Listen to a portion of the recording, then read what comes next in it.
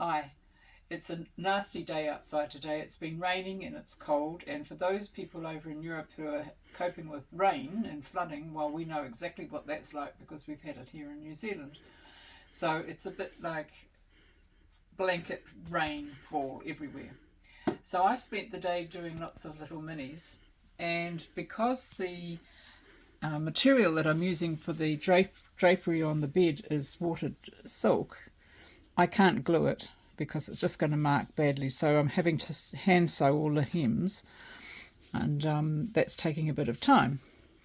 But I have managed to make a mattress and a sheet and another over sheet which I've sewn to a piece of material, and then I've made the bedspread, and I've made a bolster out of bits. Now I have to tell you that the piece of material I showed you for this bedspread was the only material I had. I had a strip, and the only piece I've got left after making the bolster in the bed is this little piece here. So I was that short, and I had to make the bolster out of a few pieces, so I covered those joins up with a bit of braid because I was determined I was going to get it all to match. Now I thought I would show you how to do those tassels later because they're very easy to do. But I have also been fiddling with the helmets to work out, how far to pin them and how far they're going to come down, because I don't want to make the bed look too dark. Excuse me. But it's just a matter of fiddling and trying to get it right before I sew it into place. Not that easy to do, actually. Never mind, we'll persevere. Now, I will, this is this roof lining, remember, and you have to remember to, when you're putting these in place, that they're the wrong way facing upwards. I tried to do it the other way and realised to my horror that it was the wrong way. So it's all about doing it in the right order. Now, to make the little tassels, I use embroidery thread,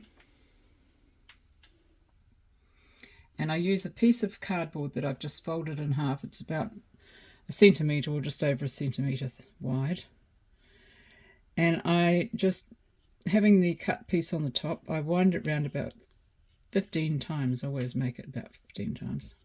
Makes for a fat little tassel.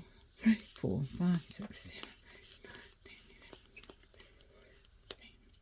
And then I give myself quite a long tail, because there's nothing worse than having to fiddle with things that are too short and it's terrible.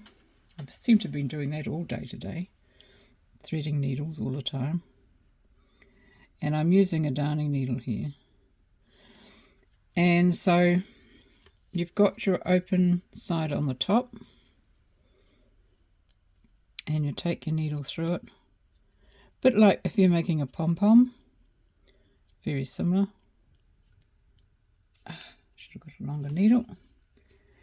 And you just do a few rounds of that top piece so that you can get it to hold together.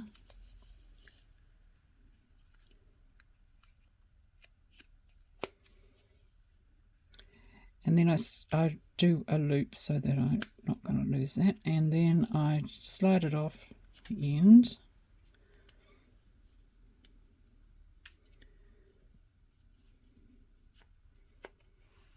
While I've still got it there with the loops on the bottom, I'll wind the cotton around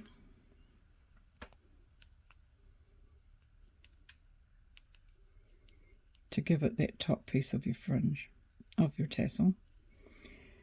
Oh, then I've done it again. I've been doing this all day, losing my thread.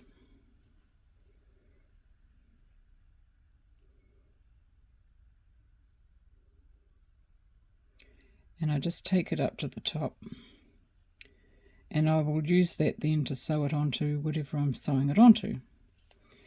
And then I take the scissors and I cut through the bottom loops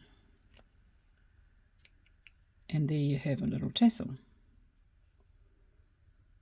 Very simple. That's the most simplest one, and I'm sure other people know how to do them too. I just thought I'd show you.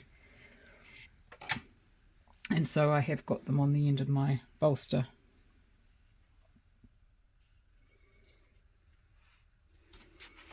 You can do fancy ones with beads, but I thought I'd just do simple ones this time. So I'm quite happy with the way it's going. This ceiling is giving me a bit of angst, but I'll get there in time. And there we go. Another day feeling like I haven't really done a lot, but I have done an awful lot.